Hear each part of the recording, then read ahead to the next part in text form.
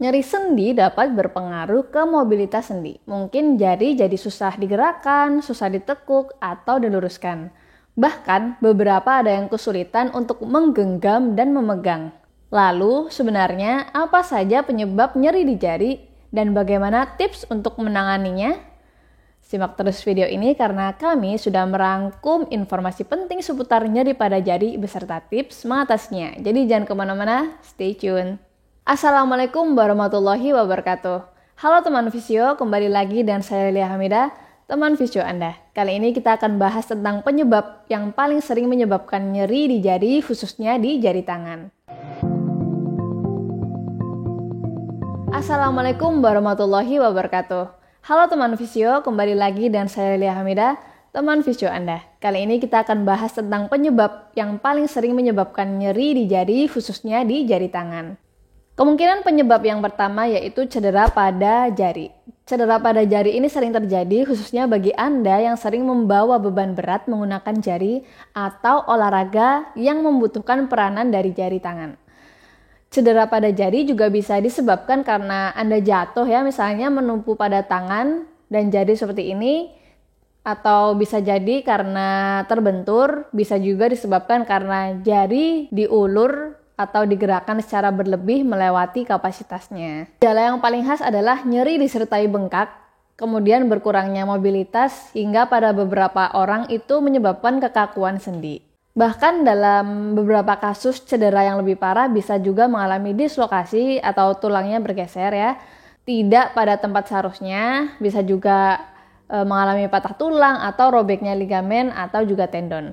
Nah, kalau Anda mengalami cedera pada jari, langkah awal yang bisa diambil seperti apa? Kita rangkum menjadi PIS ya. Yang pertama P atau protection, yaitu hindari tumpuan dan batasi gerak selama 1-3 hari setelah cedera, untuk meminimalisir pendarahan yang mungkin nanti memperburuk penyembuhan jaringan. Sendi kita istirahatkan, tapi istirahat juga harus diminimalisir dan dibatasi karena jika terlalu lama beristirahat juga dapat merugikan kekuatan dan kualitas jaringan pada sendi. Selanjutnya ada E, elevasi, yaitu mengangkat bagian tubuh yang cedera lebih tinggi dari posisi jantung sesering mungkin yang bisa dilakukan. Misal kalau cedera di jari, berarti pas tiduran atau duduk, lengan bisa disangga bantal ya, agar posisi jari tangan lebih tinggi daripada jantung. Selanjutnya ada A, avoid anti-inflammatory atau hindari anti-inflamasi. Ya, maksudnya di sini adalah hindari penggunaan obat anti-inflamasi atau juga kompres es ya. Loh, biasanya bukannya kalau cedera kita pakai kompres es ya? Iya, tapi kalau nggak kepepet, misal karena nyeri tak tertahankan, kompres dingin dibolehkan. Tapi lebih baik hindari karena apa? Kompres dingin bisa memperlambat proses penyembuhan jaringan. Kemudian ada C, compression atau kompresi, bisa menggunakan elastic bandage atau kinesio tape untuk mengurangi pembengkakan. Untuk cara pasangnya gimana? Teman fisio bisa konsultasikan ke tenaga medis seperti fisioterapis, itu juga bisa ya. Nah, meskipun masih dalam perdebatan, namun kompresi setelah cedera dapat mengurangi pembengkakan sendi dan pendarahan jaringan. Yang terakhir ada E, edukasi, yaitu edukasi ini nanti akan diberikan oleh fisioterapi ya, termasuk program lanjutan yaitu LOVE atau LOVE, ada loading, kemudian optimisme, ada vascularization, ada exercise. Nah, exercise ini yang paling penting, yang jelas program latihannya nanti berfokus pada pengurangan nyeri, kemudian peningkatan rentang gerak, jadi bisa ditekuk seperti itu ya, nggak kaku, nggak terlalu kaku lagi, dan kekuatan otot serta fungsionalnya. Mungkin nanti jadi bisa menggenggam dengan baik, seperti itu. Sehingga aktivitas menggunakan tangan jadi semakin baik. Kemudian untuk penyebab yang kedua ada trigger finger, yaitu menyebabkan jari tangan terasa kaku atau terkunci pada posisi tertentu, misalnya pada posisi menekuk atau meregang. Kok jarinya susah ditekuk ya? Atau kok jarinya susah diluruskan? Seperti itu. Nah, penyebabnya sendiri adalah penyempitan ruangan dalam selubung sekeliling tendon akibat peradangan. Gejala lainnya dari trigger finger ini adalah nyeri, kemudian ada bengkak pada pangkal jari, dan beberapa orang akan merasakan ada titik yang mengalami penebalan ya, misal pada pangkal jari. Jadi bisa diraba. kok ini bagian ini agak tebal ya, seperti itu. Itu sebenarnya adalah penebalan tendon. Nah, gejala yang paling khas itu nyeri dirasa paling parah saat bangun tidur atau setelah jari tidak digerakkan dalam waktu yang lama. Penyebabnya biasanya didominasi faktor usia. Kemudian ada juga karena diabetes, artritis, dan gout artritis ya, atau asam urat. Kemudian untuk tipsnya bagaimana teman fisio bisa menggunakan spleen? Ya, teman fisio bisa simak contoh latihan dari kami sebagai gambaran ini. Dan jangan lupa konsultasikan ke fisioterapi untuk latihan seperti apa yang cocok dengan kondisi teman fisio. Kita lanjut ke penyebab yang ketiga, yaitu ada CTS, Carpal Tunnel Syndrome atau sindroma terowongan karpal. Nah, terowongan karpal yang ada di tangan ini mengalami masalah dan membuat stresor pada saraf yang melewatinya.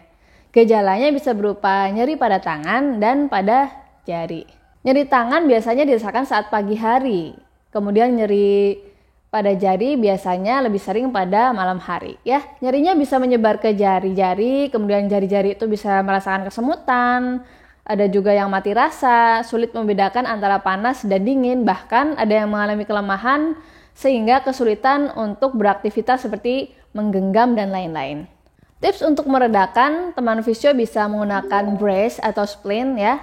Kemudian bisa mengatur tempat kerja yang nyaman ya. Misal teman fisio itu sehari-hari bekerja di depan komputer, nanti bisa diposisikan antara meja dan keyboard, posisinya harus lebih rendah dari siku kita.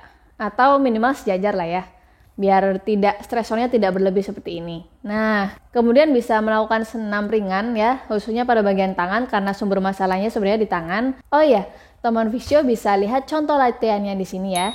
Untuk gambaran ya, biasanya kalau di fisioterapi juga nanti dikasih treatment khusus seperti manual terapi. Nah, yang keempat ada rheumatoid arthritis. Kondisi ini terjadi saat kekebalan tubuh menyerang jaringan sehat pada lapisan sendi, sehingga menyebabkan nyeri.